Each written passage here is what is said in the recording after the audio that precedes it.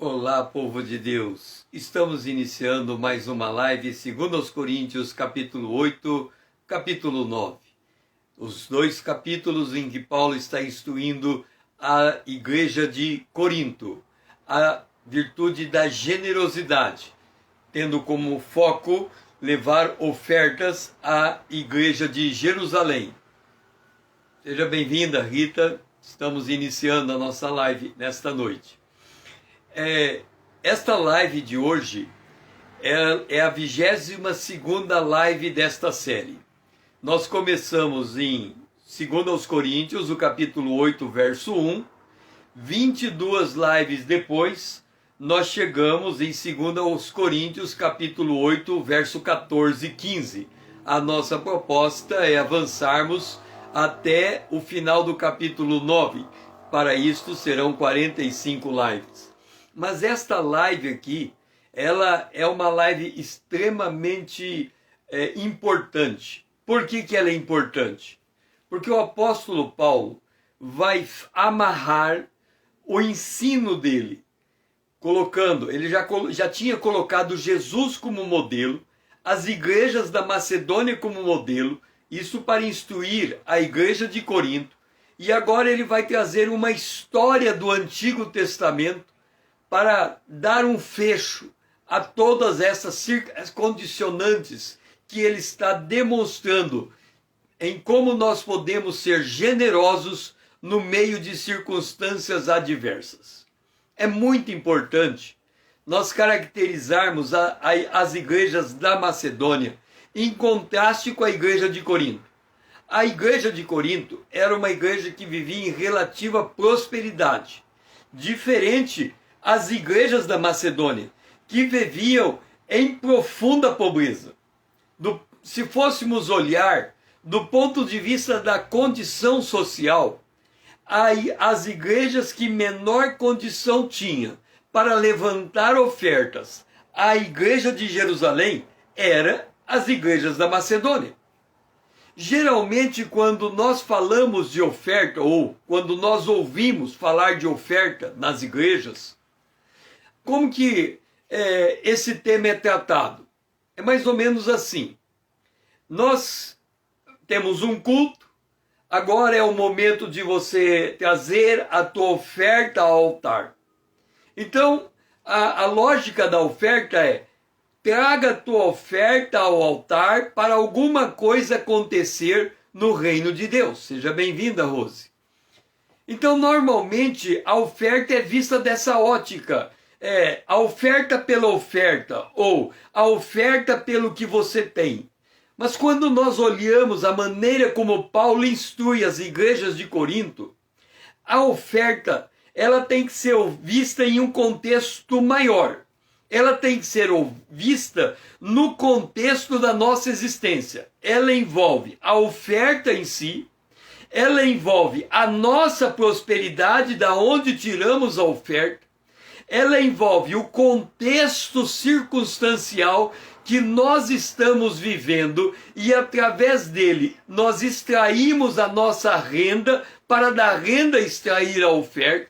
Ela envolve a nossa perspectiva do reino de Deus, o modo como enxergamos o reino de Deus. Ela mostra o modo como nós enxergamos o povo de Deus. Ela mostra o modo como nós enxergamos Jesus Cristo, o homem, no seu testemunho terreno. Então, quando nós falamos de oferta, ela envolve uma cosmovisão, ela envolve uma mudança completa de expectativa, ela envolve uma renovação da mente, ela envolve o movimento do coração, ela envolve o nosso ser por completo e o nosso relacionamento com Deus, ela envolve a intercessão. Tudo isso nós temos falado nessas 22 lives, até chegar na 22ª live.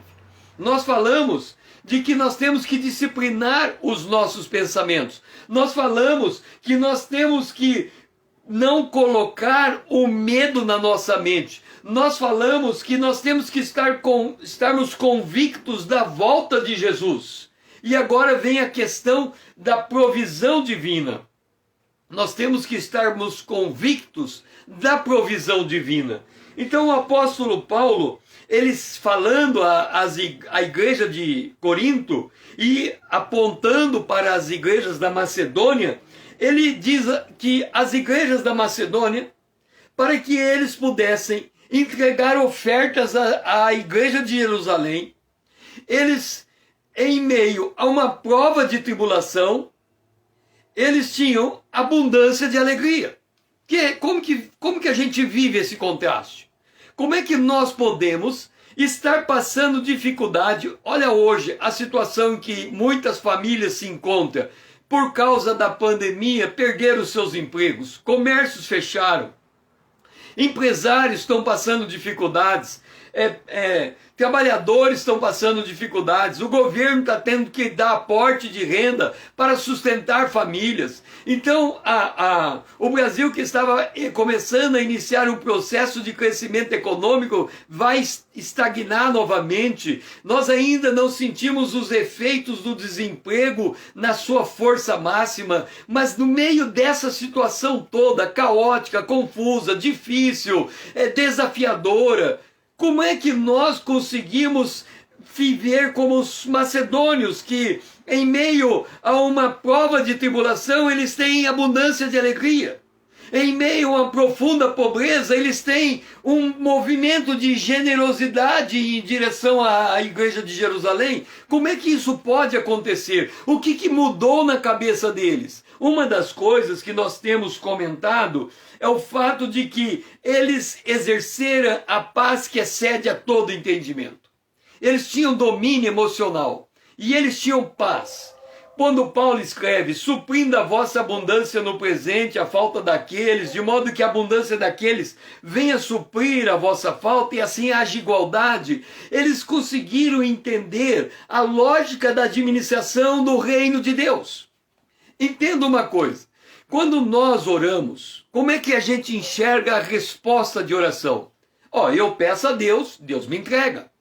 Essa é a lógica. Se eu estou pedindo, Ele me entrega. Acontece que quando nós pedimos coisas materiais, o nosso sustento, a nossa provisão, a nossa necessidade financeira, Deus entrega de forma enviesada. Ao invés dele entregar para mim, Ele entrega para você. Ou se eu estou passando fome e eu peço a Deus um prato de comida, Ele não me dá um prato de comida. Ele dá a você 2 pratos de comida. Você não pode comer 2 pratos de comida ao mesmo tempo. Então você olha para os 2 pratos e fala, por que eu tenho 2 pratos se eu só preciso comer um? Então o outro que está sobrando, você se lembra que tem mais alguém que é cristão, você se lembra de mim, então você me dá o teu prato de comida, e quando eu recebo o teu prato de comida, eu digo, Deus respondeu a minha oração através da tua generosidade. Glória a Deus por isso, eu tinha pedido a Deus, Deus tocou no teu coração e você me entrega um prato de comida. Então Deus faz isso para que nós desenvolvamos relacionamento com Deus, relacionamento um com o outro. E nesse relacionamento, que aquele que tem, aprenda a ser generoso.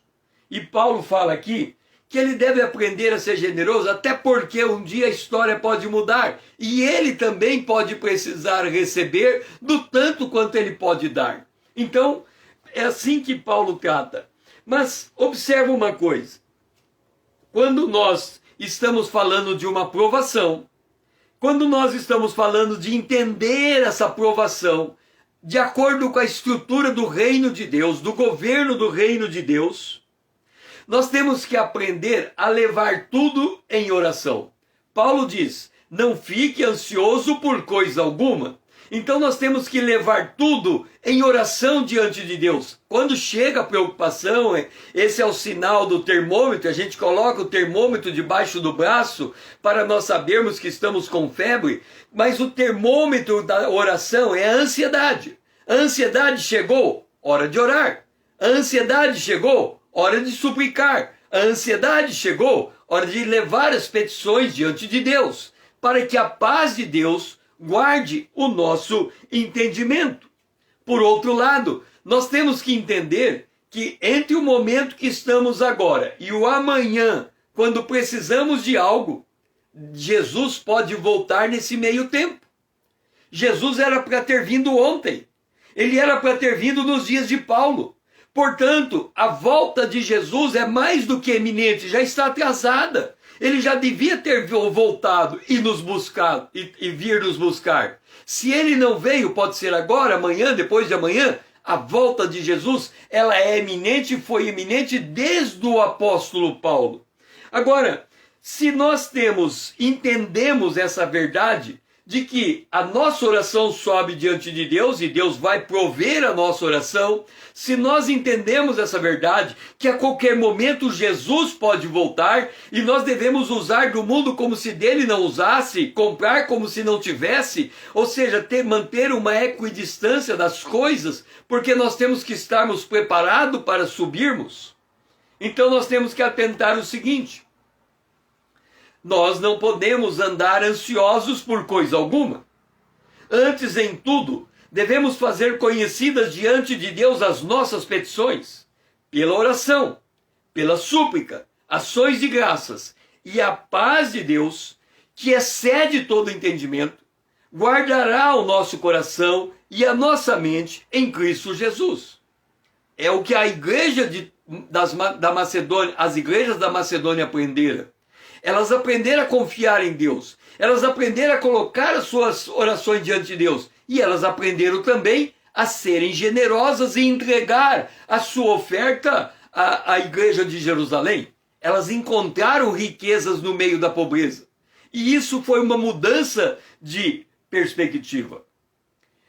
Por outro lado, nós também falamos acerca da expectativa que as igrejas da Macedônia tinham de Jesus. Em Filipenses capítulo 3, verso 20 e 21, Paulo, ele faz essa colocação, ele diz: pois a nossa pátria está nos céus, de onde também aguardamos o Salvador, o Senhor Jesus Cristo, o qual transformará o nosso corpo de humilhação para ser igual ao corpo da sua glória, segundo a eficácia do poder que ele tem de até subordinar a si todas as coisas. Então Jesus está no controle. E ele, quando voltar, ele vai nos dar um corpo glorificado, um corpo adaptado para a vida eterna, um corpo preparado para estar na presença de Deus por toda a eternidade. Então nós temos esta expectativa, e é dentro dessa expectativa que nós vamos entender uma coisa. Aqui nós temos que dar uma parada e entender uma coisa. A nossa vida, se nós abríssemos as nossas Bíblias em Números, capítulo 33, a nossa história seria igual o registro que está nesse capítulo da Bíblia. O capítulo começa assim: são estas as caminhadas dos filhos de Israel.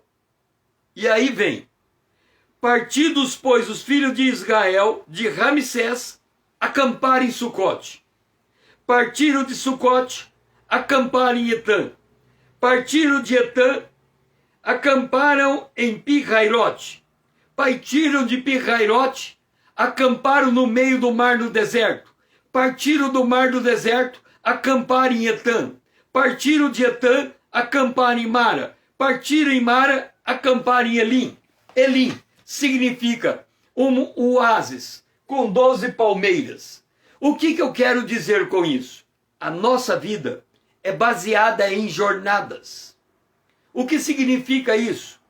Quando eu entro numa jornada, eu tenho o começo, eu tenho o meio e eu tenho o fim. Uma jornada pode ser um oásis, como Elim, mas uma jornada pode ser um deserto, uma prova, uma tribulação. A vida é em ciclos. Quando Deus chama José para interpretar o sonho de Faraó, José diz: virão 7 dias de farturas, depois 7 dias de fome. Então a vida é cíclica. Ora nós estamos bem, ora nós estamos em lutas. O que acontece? Por que a gente não consegue se sentir bem em todas as circunstâncias? Entenda uma coisa. Quando eu estou em luta, eu estou em luta, tudo é difícil. Mas quando eu estou descansando, eu tenho que descansar, porque é meu lugar de descanso, é o meu lugar de recarregar bateria para a próxima luta. Qual que é o nosso drama? O problema que nós temos é que quando termina uma luta, ao invés de nós descansarmos em gratidão a Deus pela vitória alcançada, nós já estamos murmurando por causa da luta que nem chegou ainda. Nós estamos colocando medo por causa do futuro. Olha só, nós trabalhamos 6 dias. O 7º dia devíamos deitar e descansar. Mas o 7º dia a pessoa está tão preocupada pela segunda-feira que chega que ela não descansa no dia de descanso. Então como é que ela vai conseguir ter força para enfrentar a batalha, se ela não consegue descansar um dia na semana? Desligar. Eu aprendi a ser geográfico. O que significa ser geográfico? Eu estou trabalhando absolutamente concentrado no meu trabalho. Quando dá 5h30 e eu me levanto da cadeira do trabalho e eu mudo de lado, eu viro para o lado, porque agora é home office, né? Eu viro para o lado, o meu trabalho some da minha cabeça. E eu estou descansado no que eu estou fazendo no momento seguinte. Quando eu volto para o meu trabalho, eu retomo exatamente aquela posição que eu estava antes e continuo dali em frente. Então nós temos que ser capazes de fazer isso. Mas o fato é que muitos têm esta dificuldade. E aí o apóstolo Paulo faz a seguinte observação: porque para mim, eu tenho por certo que os sofrimentos do tempo presente não podem ser comparados com a glória a ser revelada em nós. Romanos 8,18. Olha o que Paulo diz. O sofrimento que eu estou vivendo agora não é nada comparado com a glória que eu vou experimentar depois. Será que você consegue comparar o sofrimento agora com a glória vindoura? Porque o sofrimento de agora, ele aponta para a cruz. Jesus cruzou a linha do sofrimento. Ele foi sofrendo até a morte de cruz, mas depois da morte, a ressurreição. Será que você consegue olhar o sofrimento com a expectativa que depois do sofrimento tem uma glória, que dentro do sofrimento tem uma riqueza escondida? Quando eles estavam em Elim, tem a passagem aqui no Antigo Testamento que diz assim, imagina você, eu estou aqui, aqui é Elim, aqui é um oásis, aqui tem palmeiras, aqui tem verde, aqui tem água, aqui tem tudo de bom para descansar. Mas eu estou, de repente, algo me chama a atenção para trás de mim. E eu vou me virando, atrás de mim é o deserto, e eu vou me virando, atrás de mim é o deserto. E quando eu olho o deserto, o que eu olho? Eu olho no deserto algo que não tem aqui no oásis. Eu olho para o oásis e depois eu olho para o deserto e eu volto meus olhos para o oásis e para o deserto. E eu percebo que no oásis não tem o que está ali no deserto. Quando Arão olhou para o deserto, ele viu a glória de Deus. Jesus fez isto. Quando ele mandou tirar a pedra do túmulo de Lázaro, ele disse, não te hei dito que se creres verás a glória de Deus? Tira a pedra, sinta o cheiro da morte, e você olhando para a morte de frente, você vai enxergar a glória de Deus. Por que a glória de Deus só está num ambiente de morte? Porque a única maneira de eu experimentar a ressurreição é passando pela senda da morte. Por isso que a Bíblia diz que ainda que eu ande pelo vale da sombra da morte, o Senhor está comigo. O seu cajado e a sua vara me consolam, e ele prepara uma mesa diante dos meus inimigos. Significa que se eu conseguir enxergar o sofrimento do tempo presente na perspectiva de Deus, do outro lado eu vou encontrar a glória de Deus. E eu não vou encontrar essa glória se eu não passar pelo sofrimento. Se eu não cruzar por essa trilha, se eu não cruzar por esse ambiente, não é outra maneira de experimentar Deus mais do que o tempo presente, aonde eu sofro. Mas eu sofro com a perspectiva de vitória, com a perspectiva de ressurreição, com a perspectiva da intervenção divina. Por isso, vamos voltar a 2 Coríntios, capítulo 8, versículo 15. Quando nós lemos 2 Coríntios 8,15, diz assim, começando no 14: suprindo a vossa abundância no presente, a falta daqueles, de modo que a abundância daqueles venha suprir a vossa falta, e assim haja igualdade, como está escrito. Como está escrito. Lembra quando Jesus chega a Satanás e diz, está escrito. Escrito aonde? No Antigo Testamento. Paulo ensinando a igreja de Corinto acerca da generosidade. Ele apontou para as igrejas da Macedônia, ele apontou para Jesus como modelos, e agora ele vai e fala, o que muito colheu não teve demais, e o que pouco colheu não teve falta. Aonde isso estava escrito? Aonde isso estava escrito? Vamos recuar para o Antigo Testamento. Porque quando lemos a Bíblia, nós temos que comparar coisas espirituais com coisas espirituais, porque é desta forma que o Espírito Santo nos ensina. Nós temos que comparar a nossa vida, que somos espirituais, com a palavra de Deus, que é espiritual, para que nós sejamos transformados pela palavra de Deus. Então, Paulo vai dizer à igreja de Corinto, e olha o que ele diz. Ele diz assim, igreja de Corinto, ouça, eu tenho algo a lhe dizer. Vocês precisam ser generosos. Tira do dinheiro da sua renda e leve esse dinheiro para Jerusalém, porque melhor é dar do que receber. Mas se isso não é suficiente para vocês entenderem o que significa dar, para vocês entenderem como que Deus age, permita-me dizer, o que muito colheu, não teve demais. O que pouco não colheu, não teve de menos. Então vamos voltar para o Antigo Testamento. Paulo estaria dizendo isso a eles. Em Êxodo capítulo 14, Êxodo capítulo 12, inicia o êxodo de Israel. Observe bem o seguinte. Aqui está o Mar Vermelho. Aqui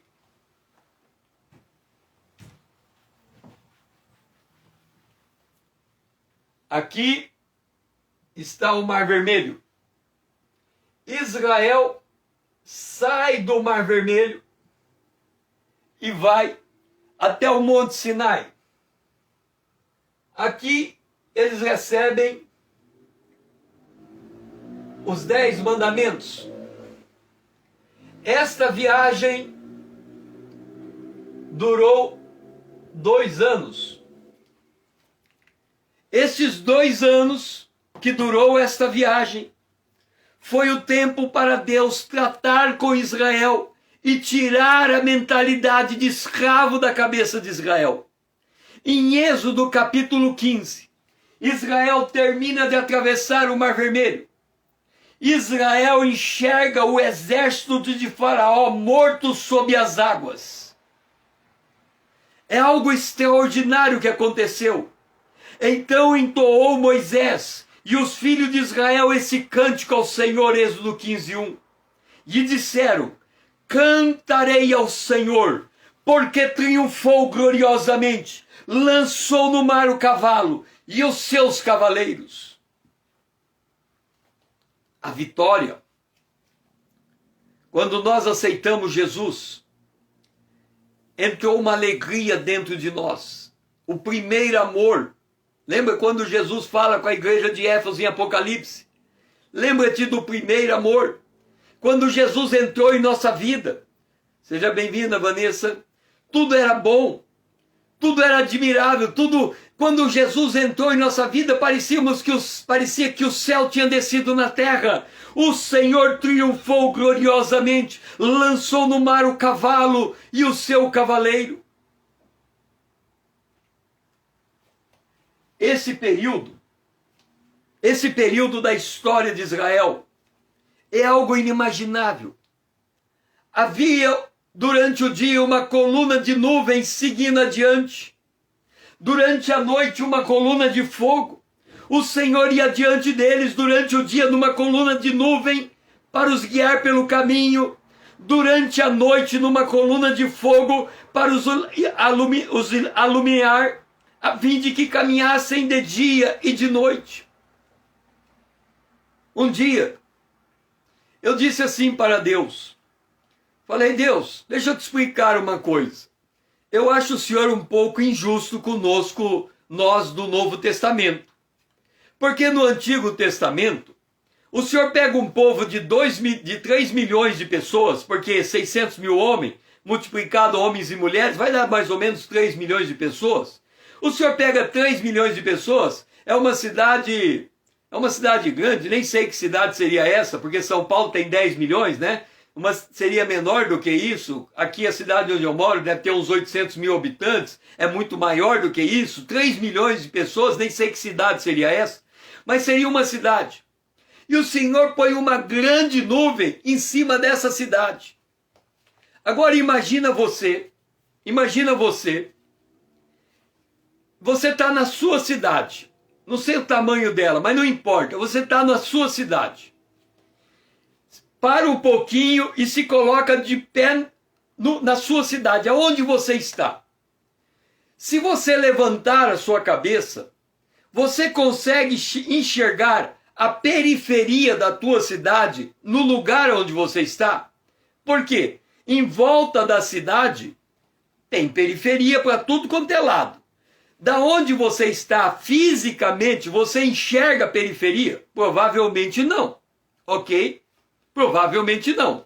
Agora imagina que você olha para cima da tua cidade e tem uma grande nuvem fazendo uma sombra. Tem uma grande nuvem, vamos ver se vai dar aqui, uma sombra, não vai dar, né? Aqui, uma sombra. Uma grande nuvem fazendo uma sombra. Mas você está olhando a nuvem na tua cabeça, fazendo uma sombra sobre você, mas você não consegue ver a periferia da cidade. Você só sabe que em cima da tua cabeça tem uma sombra. Agora a Bíblia diz que a sombra, a nuvem, se movimentava. E quando ela se movimentava, o povo se movimentava. Mas como que é isso? O povo lá da periferia tinha que dizer, gente, a nuvem está andando para o nosso lado. Aí ia passando de boca em boca, de boca em boca, até chegar o último e todo mundo se alinhava para o lugar da onde veio a voz. Então todo mundo andava para aquele lado, acreditando, porque você está no meio da cidade, que quem está na ponta sabe o que está fazendo. Assim nós somos dependentes um do outro. Então a nuvem vai caminhando e o povo vai caminhando na direção da nuvem. Então eu falei, Deus, o Senhor devia colocar sobre nós uma nuvem, que seria mais fácil nós andarmos com Deus. Porque a Bíblia diz que nós somos, o Espírito nos guia, nós somos liderados pelo Espírito Santo. Mas nós não somos liderados fisicamente, não dá para olhar e enxergar uma nuvem. Quando a gente lê o Salmo 119, lá está escrito assim, lâmpada para os meus pés e a tua palavra, e luz para o meu caminho. Quem dera eu tivesse um foco de lanterna que fosse a palavra de Deus e eu pudesse ficar iluminando. Mas a gente olha para o Novo Testamento e aparentemente tudo é natural. E aí a gente fica se perguntando como nós vamos identificar uma nuvem conduzindo a nossa vida. Eu resolvi isso na minha vida muito cedo na fé cristã. Eu me casei, E morávamos numa casa, a gente tinha uma casa própria, mas depois vendemos aquela casa e alugamos uma casa. Aquela casa que nós morávamos era uma casa muito pequena, então nós alugamos uma casa. Quando você aluga uma casa, você assina um contrato de aluguel. E o contrato de aluguel é por 1 ano, e se você sair antes do tempo, você paga uma multa. Então você só pode sair do contrato de aluguel depois de 1 ano. Quando você mora numa casa alugada, por causa do custo da mudança, você espera que quando terminar 1 ano, o dono da casa renove o contrato e você more mais 1 ano. E assim mais 1 ano, e assim mais 1 ano. Ok. Nós mudamos para uma casa para ficar 1 ano naquela casa. Naquela época a inflação era muito alta. Então o dono da casa entrou em contato conosco e quebrou o contrato. Mas só existia um jeito de quebrar o contrato. Se ele precisasse da casa para ele morar. E ele disse que era para ele morar. Mas a gente sabia que não era para ele morar. Ele ia tirar a casa de nós, passar para outra e aumentar o aluguel. Mas ele disse que era para nós morarmos, era para ele morar. Então, 9 meses, ele pediu a casa, a gente entregou a casa e contratamos outra casa. Mudamos para ela. Mudamos para a segunda casa. Quando deu 9 meses, o dono da casa pediu a casa. A gente podia brigar na justiça para completar 1 ano, mas se ele pediu a casa, é casa dele, vamos seguir em frente. Mudamos para outra casa. E passou mais 9 meses, novamente pedir a casa, e nós entregamos a casa e mudamos para outra casa. Não sei quantas vezes nós mudamos. E aí eu notei uma coisa. Falei, pera lá. Se eu tenho um contrato de aluguel por 1 ano, a nuvem está parada em cima daquela casa que eu aluguei por 1 ano. Ali é o lugar onde Deus me colocou por aquele tempo. Se a pessoa pediu a casa com 9 meses, significa que a nuvem mudou. Se a nuvem mudou, é porque é a hora de eu mudar para uma outra casa. E assim eu comecei a entender que cada vez que eu mudava de casa, na verdade, era a nuvem de Deus me colocando no outro lugar. Porque a nuvem ia adiante, abrindo o caminho, mostrando o caminho. E assim eu comecei a perceber que cada mudança era Deus se movimentando de lugar e eu tinha que ir atrás dele. E aí eu comecei a perceber que esse negócio de movimentar a nuvem, eu podia perceber ela durante o dia. Por exemplo, chegou a hora de trabalhar. 8 horas da manhã eu tenho que estar no trabalho. O que está acontecendo? A nuvem de Deus mudou para o meu trabalho. Se às 5 horas termina o meu trabalho, o que aconteceu? A nuvem de Deus saiu do meu trabalho e está me levando para casa. E assim, a cada lugar que eu vou, é a nuvem que está mudando e eu estou seguindo a nuvem. Então eu descobri que o cristão, ele vive pelo sopro do vento. Porque quando Jesus instrui Nicodemos acerca do nascido de novo, ele diz, o nascido de novo é como o vento. Ele não sabe para onde ele vem, ele não sabe para onde ele vai. E assim é todo aquele que é nascido do Espírito. O Espírito sopra, a gente vai. Então, as pessoas dizem assim, e olha como as pessoas erram. Ela diz assim, se eu falo assim para você, eu falo, qual é a tua prioridade? Aí você diz assim, primeiro é Deus. Deus está acima de tudo. A minha segunda prioridade é a minha família. A minha terceira prioridade é a igreja. A minha quarta prioridade é o trabalho. E a minha quinta prioridade é o lazer. Então é nessa ordem. Eu não abro mão da minha casa, eu não abro mão disso, eu não abro mão daquilo e a gente tem tudo certinho. Eu só tenho uma prioridade, Deus. E o resto é resto. E vou explicar por quê. Vou dar um exemplo primeiro, como o nosso critério de prioridade não funciona, ok? O nosso critério de prioridade diz assim, primeiro Deus. Depois a família, depois a igreja, depois o trabalho. Deus, família, igreja e trabalho. Ok. Você está lá no teu trabalho e alguém liga da tua casa e diz assim, teu filho está com febre. Você sai imediatamente correndo para atender o teu filho ou fala assim, não, tem uma comprimida aí, dá o comprimido para ele para ver se baixa a febre. Se não baixar, você me liga de novo que eu vou. Aí a pessoa liga para você e fala assim, olha, a febre não baixou não. Aí você chega para o teu chefe e diz assim, olha meu chefe, meu filho está doente e eu preciso ir até lá, posso ir? Então você está demonstrando que o teu trabalho é tua prioridade, não é tua casa, porque senão você ia abandonar tudo, saía correndo e nem falava com o teu chefe e no dia seguinte ia dar explicação porque o porquê do teu comportamento. A gente não faz dessa maneira e nem deve fazer. Por quê? Porque o que define a nossa prioridade é o vento. É o vento. É o vento. O que significa isso? O vento, 8 horas da manhã, o vento me toca para o trabalho. Eu estou trabalhando. 5 horas da tarde, o vento me toca para casa. Eu estou em casa.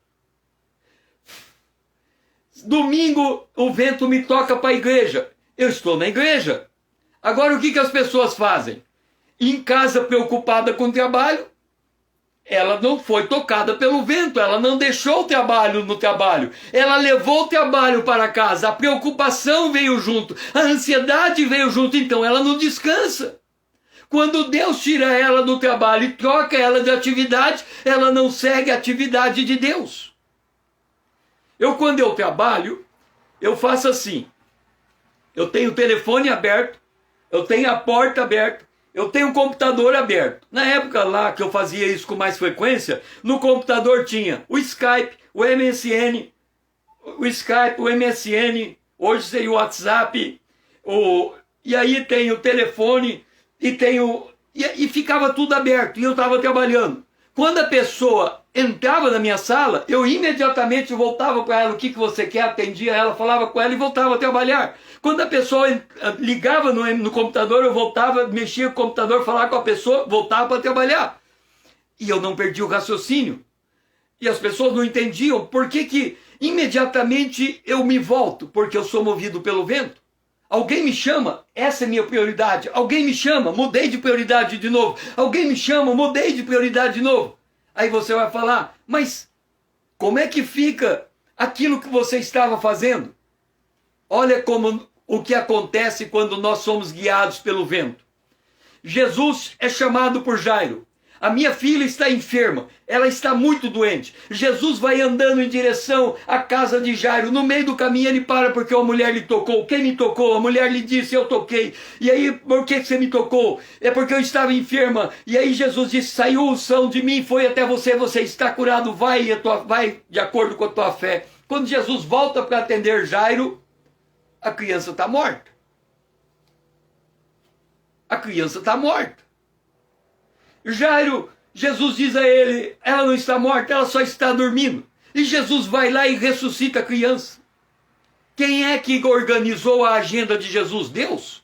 Deus mandou uma mulher interromper Jesus no meio do caminho, numa situação de urgência. Jesus para atender aquela mulher. E porque ele parou, a outra morreu. Quantas vezes acontece isso conosco? Alguém nos para. E quando alguém nos para, a gente tem que atender aquela pessoa. E quando a gente atende a pessoa, as outras coisas dão errada. Mas aquilo que sai fora do nosso controle, continua no controle de Deus.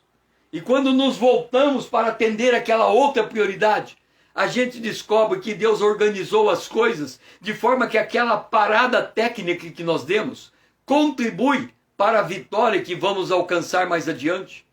Então nós somos tocados pelo vento. Nós temos que discernir isso. Então, quando Paulo está dizendo à igreja de Corinto acerca da tribulação, acerca da oferta, ele está dizendo, tudo tem o seu tempo determinado por Deus. Aprenda a respeitar os tempos de Deus. Aprenda a considerar o dia de hoje como uma dádiva de Deus. Aprenda a considerar a tua prosperidade como a misericórdia estendida de Deus. Aprenda a olhar a necessidade do teu irmão e estender o teu amor para com ele em generosidade.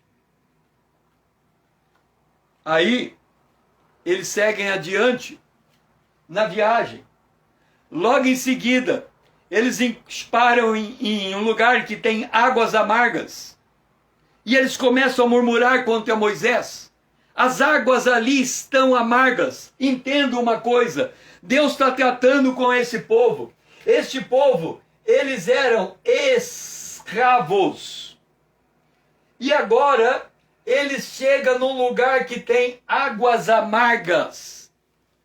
Quem carrega a amargura da alma, a raiz da amargura é o velho homem, a raiz da amargura é o passado, a raiz da amargura eram coisas que não foram resolvidas. Geralmente quem vive preocupado, deprimido, cansado, abatido, é porque não conseguiu tratar os problemas passados. Ele continua carregando essa carga, ele continua carregando relacionamentos quebrados, ele continua carregando mágoas, ele continua carregando rancor, ele continua carregando inconformidade, ele continua carregando decepção. São águas amargas. Moisés clamou ao Senhor e o Senhor lhe mostrou uma árvore e Moisés lançou a árvore nas águas e as águas amargas se transformaram em águas doces.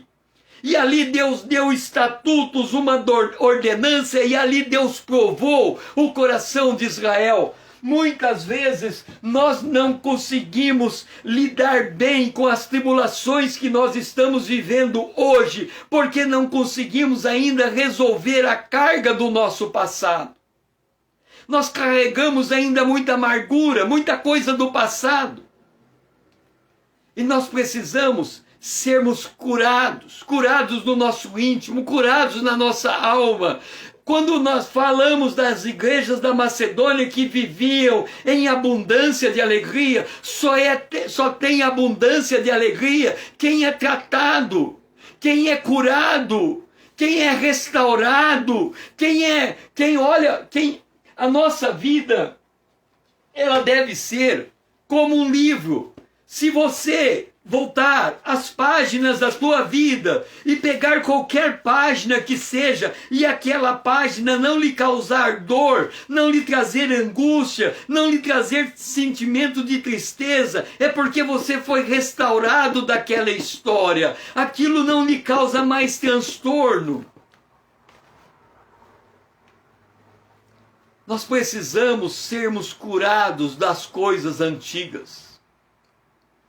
Por isso que a gente, quando Paulo ele chama o evento de Êxodo, nessa passagem que ele diz aquele que colheu de mais e colheu de menos, ele está chamando para nós esse tratamento da nossa mentalidade escravagista. Nós não somos mais escravos, nós somos filhos e filhos amados. Nós podemos liberar o perdão, nós podemos romper com as coisas passadas. As águas se tornaram doces.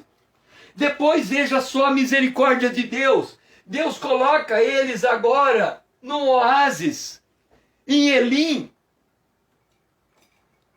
um lugar onde eles são alimentados, eles são refrigerados, Deus havia dito na passagem anterior, quando eles estavam em Mara, que ali Deus estava dando uma prova para eles, e observa que os 10 mandamentos ainda não tinham sido entregues. Eles estavam a caminho do Sinai, e Deus estava preparando aquele povo para aquele momento glorioso, quando eles receberiam os 10 mandamentos de Deus. Mas eles precisavam ser gente tratada, ser gente curada, ser gente restaurada e ser gente fortalecida. Quantas pessoas não se fortalecem na palavra de Deus? Jesus disse que nem só de pão viverá o homem, de toda palavra que procede da boca de Deus. Eu me lembro, eu me converti aos 18 anos. Aos 19 anos eu recebi um pialo. Pensa numa tribulação.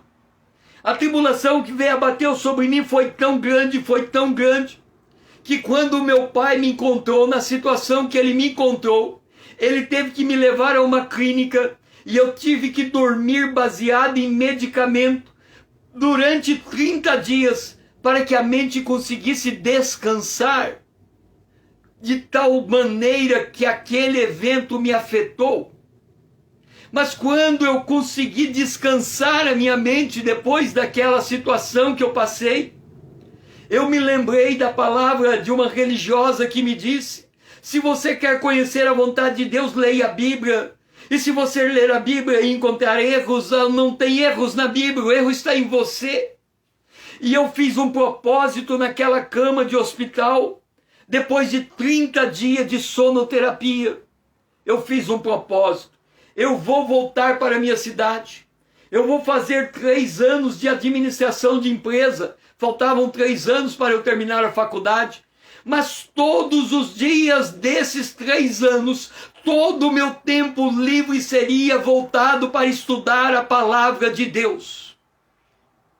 E eu não conhecia nenhum cristão, eu não pertencia a nenhuma igreja, eu só era convertido, eu fui convertido por ler a Bíblia e me converter lendo a Bíblia. E aí eu descobri numa cidade, eu tinha vergonha de encontrar com um cristão na época, mas eu descobri que tinha uma cidade que tinha uma livraria evangélica. Eu fui naquela livraria e eu comprei mais ou menos, sei lá, de 100 a 150 livros. E durante aqueles anos eu li aqueles 100, 150 livros. E eu extraía dos livros o fortalecimento. Tem muitos crentes que passam a vida em luta, em batalha, em mágoa, em tristeza, em rancor, em dificuldade, em falta de alegria, porque eles nunca penetraram nas profundezas da palavra de Deus. Eles nunca sentaram debaixo de fontes de água com 70 palmeiras e exploraram a oportunidade que tinha de fazer uma imersão na palavra de Deus. Nós precisamos disso. Nós precisamos disso. E aí eles foram em Elim, mas depois de Elim eles partiram. E aí eles foram para o deserto. E quando eles chegaram no deserto de Sim, que é entre Elim e Sinai, e ali quando eles chegaram, disseram os filhos de Israel: aqui, eles não tinham chegado no Sinai.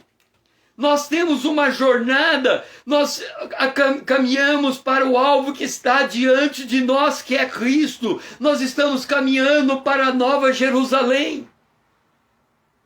Mas no meio do caminho tem os percalços. E quando ele chega naquela região desértica, Israel fala dessa maneira: quem nos dera tivéssemos morridos pela mão do Senhor na terra do Egito, quando estávamos sentados junto a panelas de carne e comíamos pão a fartar, pois nos trouxesse a esse deserto para matar de fome toda essa multidão. Veja que grosseria dizer que Deus tira um povo da escravidão para matar no meio do deserto. Quantas pessoas não estão olhando para sua tribulação desse jeito? Oh vida, oh vida, oh vida miserável! Eu estou passando por essa luta e depois vem outra e já tinha outra e já tem outra. Que vida, Senhor, me tira dessa terra, eu não aguento mais. A Bíblia diz: se eu não sou capaz de andar com os homens a pé, como será o dia que eu tiver que correr contra cavalos? E um dia Elias correu contra cavalos e passou o cavalo correndo. Tal era a energia do poder de Deus sobre ele. Se a gente não aguenta a luta pequena, como será uma grande? Então nós temos que aprender a nos fortalecer e não ficar nesse desespero de agonia de causa que Israel ficou. Porventura Deus não deixou. Por que Deus não deixou morrer na escravidão do Egito? Veja só, eles lembravam do pão e não lembravam do castigo, não lembravam do açoite, não lembravam da carga de trabalho, não lembravam mais da tristeza, não se lembravam nem das orações que eles tinham feito a Deus para ser libertos da escravidão. É igualzinho Demas. Paulo fala de Demas, que tendo amado o presente século abandonou Paulo. Quantos cristãos abandonam Deus por causa de um pratinho de lentilha? Mas fizeram os filhos de Israel conforme a palavra do Moisés, quando eles saíram do Egito. eles despojaram os egípcios. Eles levaram objetos de prata, objetos de ouro, eles levaram roupas. O Senhor fez o seu povo encontrar-se favor da parte do Egito, de maneira que lhe dava o que eles pediam. Israel saiu do Egito indenizado. Mas patrimônio não gera renda. Eu já fui secretário municipal e eu tive que aumentar o IPTU de uma cidade inteira. E as pessoas vieram reclamar para mim, dizer: mas eu moro, minha casa é grande e eu não tenho como pagar o IPTU. Aí você vai lá olhar a história daquela pessoa. Ela ganhou a casa de herança 30 anos atrás, mas a renda dela é também de 30 anos atrás, a renda dela não aumentou. Então ela tem um grande patrimônio, mas não tem renda para manter aquele patrimônio. E acontece com muitos. Israel levou roupa, ouro, prata, dinheiro, mas aquilo não adiantava nada para matar a fome. Eles não podiam comer ouro, eles não podiam comer roupa, eles não podiam comer prata. E aí eles estavam reclamando: vamos morrer aqui e passar fome. Nós temos que comparar coisas espirituais com coisas espirituais. Paulo está usando a história do Êxodo para ensinar a igreja de Corinto a ser generosa. E aí, o Senhor, eles estão reclamando de Deus, mas o Senhor responde à oração, responde à necessidade daquele povo, sem eles ter feito uma oração diante de Deus. Diz o Senhor a Moisés: eis que vos farei chover do céu pão. O povo sairá e colherá diariamente a porção de cada dia, para que eu ponha à prova se andam na minha lei ou não. Dar-se-á que ao sexto dia prepararão o que colherem, e será o dobro que colheram em cada dia, para ter comida no sábado. E aí, Jesus faz uma advertência num momento como este. O que foi semeado entre espinhos é o que ouve a palavra, mas os cuidados desse mundo, a fascinação das riquezas, sufocam a palavra de Deus. Paulo está dizendo à igreja de Corinto: analise a vida que vocês têm e não sufoquem a palavra de Deus. Olhe para o que aconteceu no Êxodo. O que aconteceu no Êxodo? Êxodo capítulo 16, verso 18. Porém, medindo-se com o Gomer, não sobejava ao que colhera muito, nem faltava ao que colhera pouco, pois colhera cada um o que podia comer. Eu faço um desafio a vocês. Vão a um restaurante de quilo. Ok? O desafio é o seguinte: vocês disfarçadamente vão ficar olhando a balança e ver a pessoa pesar o seu prato. Vocês vão observar que um vai pesar 200 gramas de comida. O outro vai pesar 400 gramas de comida. O outro vai pesar 600 gramas de comida. O outro vai pesar 1 quilo de comida. Vocês anotem mentalmente os pesos. Ok? Depois vocês vão e servem o prato de vocês. Aí vocês vão pegar um papel e vão escrever assim: 1 quilo, 500 gramas, 400 gramas, 200 gramas, e aqui vocês vão colocar o peso de vocês. Agora, o desafio é esse: olhar para o prato de comida do outro, sem dizer que o outro pegou mais do que devia pegar. Porque lá no Êxodo, cada um colhia o que podia comer.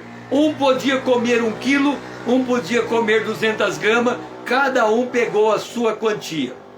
Hoje, a gente come 200 gramas e acha um absurdo uma pessoa comer 1 quilo. O outro pega 400 gramas e acha uma vida de miserável quem come 200. porque nós ficamos nos comparando, ao invés de ficarmos gratos com a porção que nós recebemos, que é de acordo com a nossa massa orgânica, é de acordo com a nossa necessidade alimentar. Nós tínhamos que conseguir olhar cada um, pegar o seu quilo, sem reclamar que um pegou mais, o outro pegou menos, porque cada um está pegando aquilo que pode comer. É assim que Paulo ensinou a igreja de Corinto a ser generosa. Ele estava dizendo: se você pegar o que você pode comer e ter um pouquinho mais de sobra, use essa sobra para dar à igreja de Jerusalém. A igreja de Jerusalém precisa. Se você tem um pouquinho mais, esse pouquinho mais que você não está usando, use essa sobra para ajudar alguém. Quando você for numa loja fazer compra, o correto seria comprar roupa nova, colocar ela no guarda-roupa e tirar a mesma quantidade para dar a alguém. Porque é esta a lógica. Se eu posso ficar somente com aquilo que eu posso comer, por que eu estou pegando algo mais? Se eu estou pegando algo mais, é porque alguém está precisando de algo que está nas minhas mãos. Esse é o princípio da generosidade.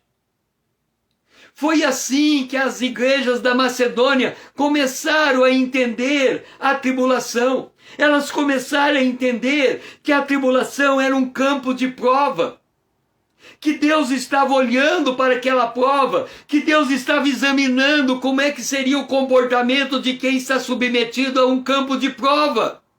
Se nós vamos responder de acordo com o fruto do Espírito, ou se nós vamos responder de acordo com a obra da carne, se nós vamos arrancar os nossos cabelos, ou se nós vamos cantar cânticos de vitória. O Senhor quer saber o que é que está movendo o nosso coração, se está fluindo rios de água viva, ou se tem águas amargas, se o rancor é a expressão da nossa fala, ou se a gratidão é o reconhecimento do nosso dia. A fazer oferta é muito mais do que simplesmente pegar o dinheiro no bolso e tirar e entregar para alguém. Dar uma oferta dentro do reino de Deus é fazer uma variação completa de toda a nossa perspectiva de vida, de toda a nossa mentalidade, de toda a nossa cosmovisão, de saber quem é o governo da nossa vida, se é a ansiedade, Mamon, ou se é a paz, Deus.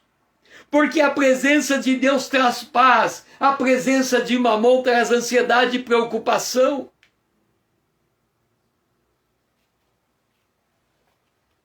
Quando nós estamos falando de oferta, nós não estamos falando simplesmente de um apelo emocional feito em um culto, onde, quem tem aí, tira e traz para cá, na casa de Deus. Nós estamos falando de uma revisão de toda a mentalidade cristã.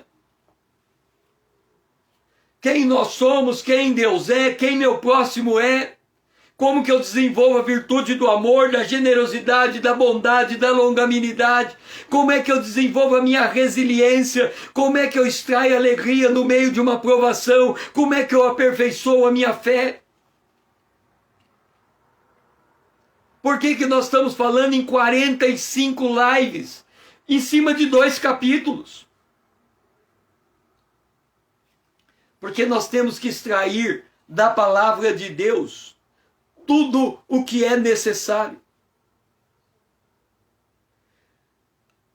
A maior dificuldade que eu tive como instrutor da palavra de Deus em toda a minha jornada foi que os pastores chegavam para mim e diziam assim: César, você não pode dar tudo que você tem para a pessoa.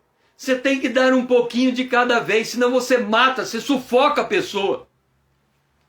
Aí eu pensava assim comigo: eu vou encontrar uma pessoa, uma vez, e eu falo um pouquinho só.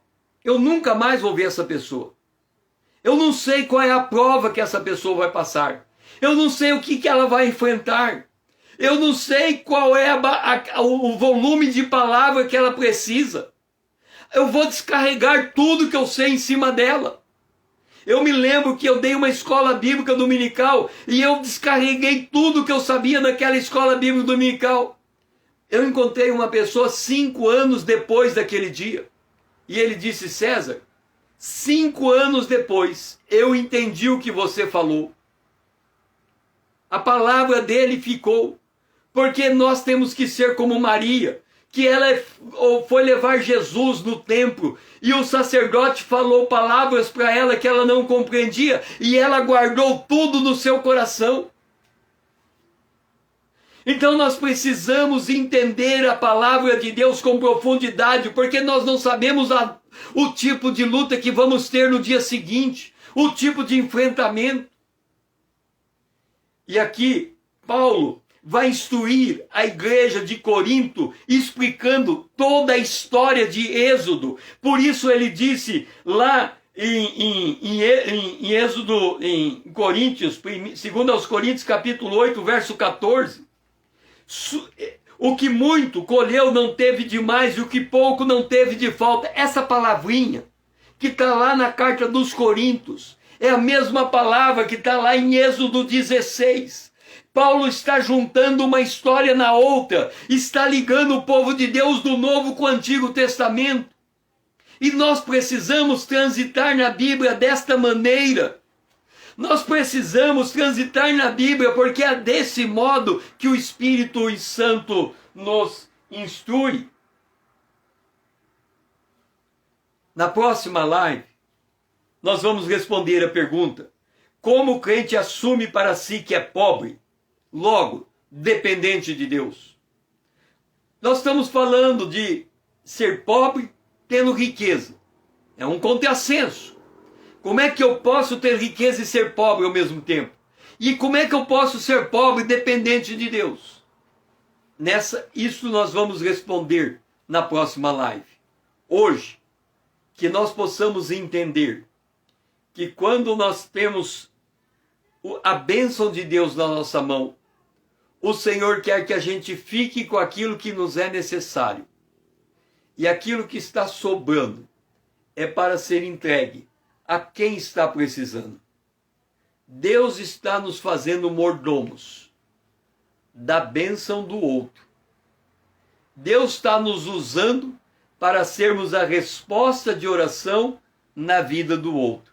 E nós só vamos descobrir que nós somos resposta de oração na vida do outro quando nós ficarmos com aquilo que nos é necessário, e aquilo que passa, nós pegarmos e generosamente entregarmos ao outro que está precisando. Não é entregar a qualquer um, é entregar em uma história conhecida, é entregar numa necessidade que você sabe por que você está fazendo isso. Essa é a característica do generoso. Foi muito bom ter vocês comigo nessa live. Eu espero encontrar vocês amanhã às 20 horas em ponto. Que o Senhor seja louvado. Amém.